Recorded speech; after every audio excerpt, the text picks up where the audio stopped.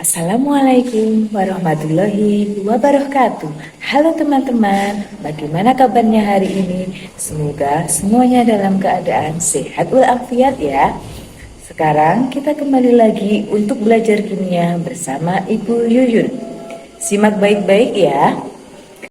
Hari ini kita akan belajar tentang klasifikasi materi. Adapun tujuan pembelajaran, setelah mempelajari materi ini, peserta didik dapat mengelompokkan materi ke dalam unsur, senyawa, dan campuran, serta dapat menyebutkan contoh unsur, senyawa, dan campuran dalam kehidupan sehari-hari.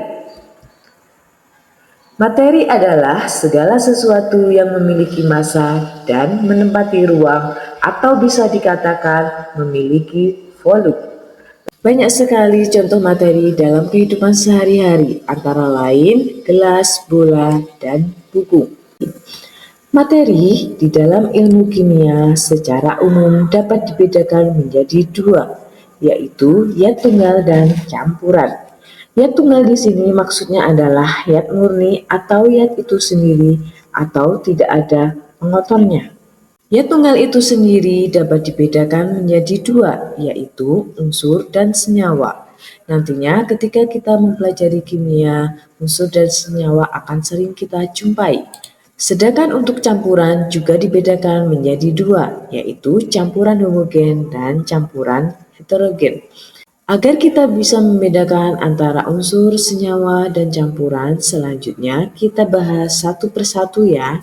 Dimulai dari unsur. Unsur adalah zat tunggal paling sederhana, tidak dapat diuraikan lagi menjadi zat lain yang lebih sederhana baik secara fisika maupun secara kimia. Contoh unsur antara lain adalah besi, emas, dan aluminium.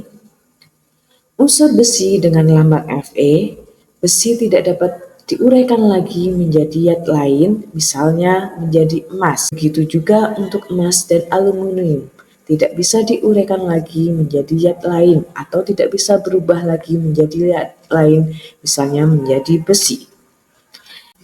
Unsur-unsur yang ada di dunia sampai dengan saat ini berjumlah 118 unsur. Kita bisa mengetahui unsur-unsur tersebut dalam tabel periodik unsur. Selanjutnya adalah senyawa. Senyawa adalah gabungan dua unsur atau lebih yang terbentuk melalui reaksi kimia. Massa unsur penyusun mempunyai perbandingan tertentu dan tetap. Dua atau unsur lebih di sini bisa dua unsur yang sama atau bisa juga dua unsur yang berbeda. Contoh dari senyawa antara lain ada O2 atau oksigen, ada garam dapur NaCl, dan air H2O. Contoh dua unsur yang sama misalkan oksigen atau di sini rumus kimianya O2. Senyawa O2 adalah gabungan dua unsur yaitu satu unsur O dan satu unsur O. Jadi dua unsur yang bergabung itu sama-sama unsur oksigen. Kemudian di sini ada contoh senyawa yang terbentuk dari dua unsur yang berbeda yaitu NaCl dan H2O. Untuk senyawa NaCl terdiri dari dua unsur yaitu satu unsur Na natrium dan satu unsur Cl klorin.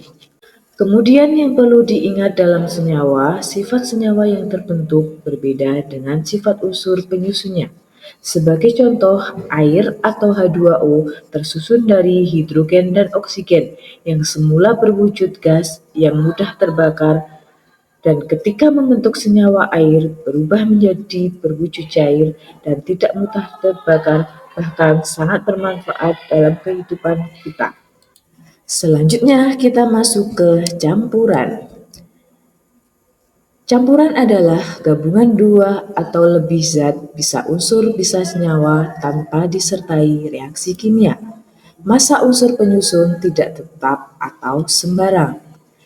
Campuran berbeda dengan senyawa. Kalau senyawa, massa unsur penyusun tertentu dan tetap, sedangkan campuran, massa unsur penyusun tidak tetap atau sembarang. Campuran dibedakan menjadi dua, yaitu campuran homogen dan campuran heterogen. Campuran homogen adalah gabungan dua atau lebih zat yang fase-fasenya menjadi satu sehingga tidak bisa dibedakan menjadi zat penyusunnya. Campuran homogen disebut juga larutan. Mari kita lihat video berikut ini. Berikut adalah contoh campuran homogen antara air dan gula. 1 sendok gula dimasukkan ke dalam 1 gelas air dan kita aduk-aduk. Maka lama-kelamaan gula akan larut dalam air. Dapat kita lihat dalam campuran air dan gula jadi satu fase dan tidak dapat kita bedakan lagi yang mana gulanya. Meskipun untuk beberapa saat campuran air dan gula kita diamkan, tetap saja campuran tersebut untuk satu fase.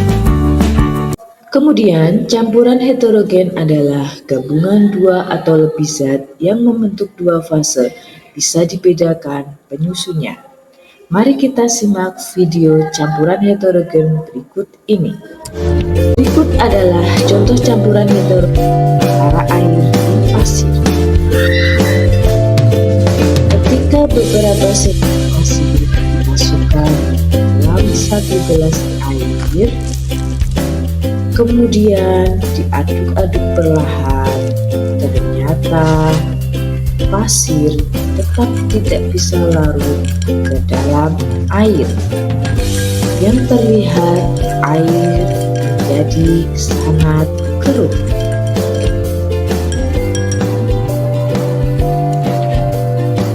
Namun setelah didiamkan beberapa saat, lambat laun campuran tersebut semakin bening dan sangat terlihat menjadi dua fase, yaitu fase air dan fase pasir. Setelah melihat kedua video tentang campuran homogen dan heterogen, sangat jelas perbedaan di antara keduanya. Campuran homogen membentuk satu fase dan campuran heterogen membentuk dua fase.